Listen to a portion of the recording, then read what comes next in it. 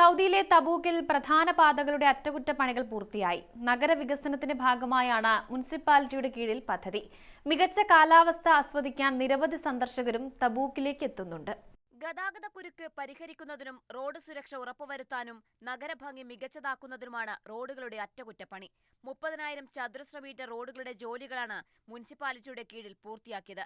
Prince Sultan Road, King Fahad Road, Prince Fahad bin Sultan Road, King Abdul Aziz Road തുടങ്ങിയവയാണ് പ്രധാന റോഡുകൾ. Traffic സിഗ്നലുകൾ, ബോർഡുകൾ, മാർക്കിങ്ങുകൾ എന്നിവയും പദ്ധതിയുടെ ഭാഗമായി നവീകരിക്കുന്നുണ്ട്.